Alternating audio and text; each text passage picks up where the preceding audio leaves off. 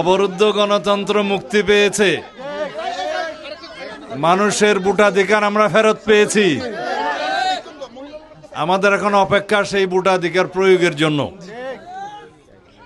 আপনারা মুক্ত স্বাধীন পরিবেশে ভোটাধিকার প্রয়োগ করবেন আগামী 12 তারিখ ফেব্রুয়ারির, ইনশাআল্লাহ।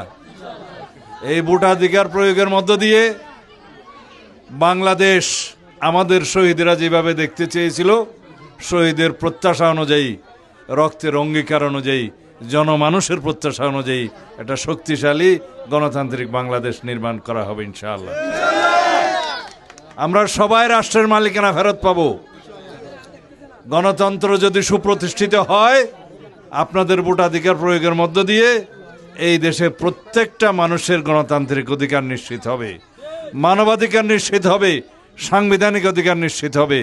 আপনাদের সবার জন্য এমন একটা আমাদের ব্যবস্থা করতে হবে যাতে এই দেশের কোনো মা বোন আর দরিদ্র সীমার নিচে না থাকে, এই দেশের কোনো জনগণ যাতে দরিদ্র সীমার নিচে না থাকে, সেই লক্ষ্যেই আমরা বিএনপি সেই অর্থনৈতিক কর্মসূচি সাজিয়েছি।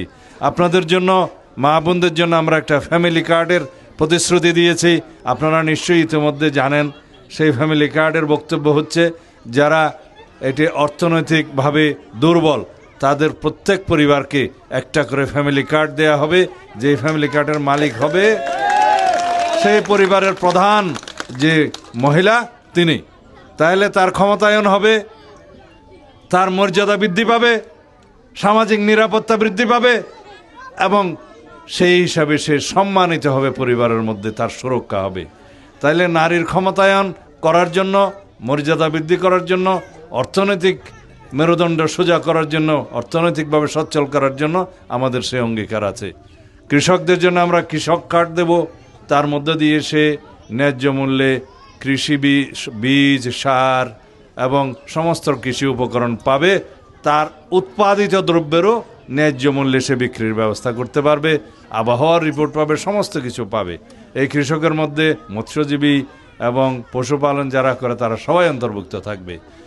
এর বাইরে আমরা আরও অনেক পরিকল্পনা নিয়েছি। শিক্ষার মধ্যে আমরা যাতে দক্ষ হাত তৈরি করতে পারি সেরকম শিক্ষা ব্যবস্থা, এবং স্বাস্থ্য কার্ড একটা আমরা দেব, যে স্বাস্থ্য কার্ডের যার হাতে থাকবে সে বিনামূল্যে সরকারি সমস্ত হাসপাতালে চিকিৎসা পাবে, এবং বেসরকারি হাসপাতালেও উন্নত মানের চিকিৎসার ব্যবস্থা আমরা করব ইনশাআল্লাহ। এইভাবে আমরা সমস্ত পরিকল্পনা সাজিয়েছি এবং জনগণের কাছে সেটা আমরা বিলি করছি আমাদের সেই পরিকল্পনা। আপনারা নিশ্চয়ই ইতিমধ্যে পেয়েছেন। আমরা বিএনপি প্রতিশ্রুতি দেই, প্রতিশ্রুতি পালন করি।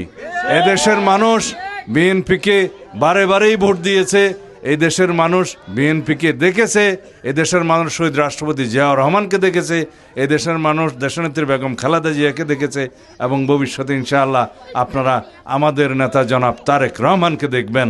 তার পরিকল্পনা আছে। তিনি বলেছেন, আমার একটি পরিকল্পনা আছে দেশের জন্য, দেশের মানুষের জন্য।